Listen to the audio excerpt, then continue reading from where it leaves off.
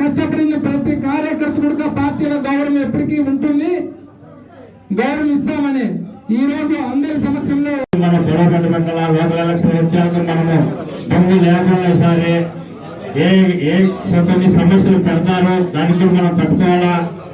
సమస్యలు అయితే భయంకరంగా పెడతారు, మనం దాన్ని తట్టుకోవాలా.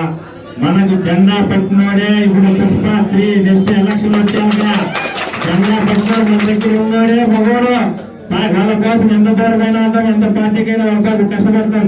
మనం నియోజకవర్గం అదృష్టమేమంటే మన వైఎస్ఆర్ పార్టీకి ఎందుకు అదృష్టమంటే ప్రతి ఒక్క లీడరు ఈ సమస్య అంటే వాళ్ళు ఇళ్ళకు పోతారు, వాళ్ళకి తెలుసుకుంటారు, చిన్న సమస్యలు తీరుతున్నారు. ప్రతి ఒక్క లీడర్లకు ధన్యవాదాలు చెప్పుకుంటున్నా. ఎందుకంటే కదిరి నియోజకవర్గ లీడర్స్ ఎక్కడ హెల్పింగ్ చేసిందని నేను చూడాల. ఈ రాష్ట్రంలో కదిరిలో ఎవరు వాళ్ళు పోతేనే ఎంపలాడి పోతున్నారు. అదే మన కదిరి అదృష్టము. ఏ సమస్యలు వచ్చినా చాలా మంది ఉన్నారు పెద్దలు, వాళ్ళు చూసుకుంటారు. తలపల మండలం ఏ దాంట్లో ఫస్ట్ ఉండాలని దేవుని కోరుకుంటున్నాం.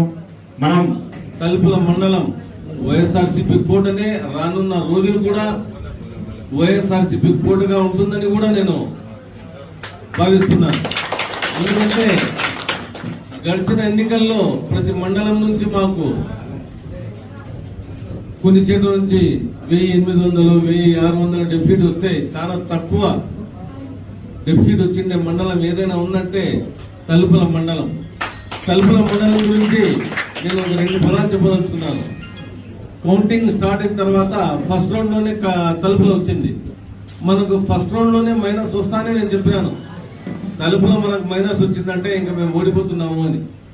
కొంతమంది చెప్పినారు, ఏందన్నా ఇంకా ఇన్ని రోడ్లు పెట్టుకొని నువ్వు చెప్తున్నావు అంటే, లేదా ఏ మండలంలో మాకు 3000, 4000 మెజార్టీ వస్తుందని మేము భావించున్నామో ఆ మండలంలోనే మైనస్ వస్తే ఇంకేముంటుందని చెప్పినాను. కాబట్టి ఈ మండలంని ఇంకా మేము పటిష్టపరుచుకొని కార్యకర్తలు రానున్న రోజుల్లో మీరే ఉంటారు. ఇంకా కార్యకర్తలతోనే ఈ ప్రభుత్వం ఏర్పడుతుంది.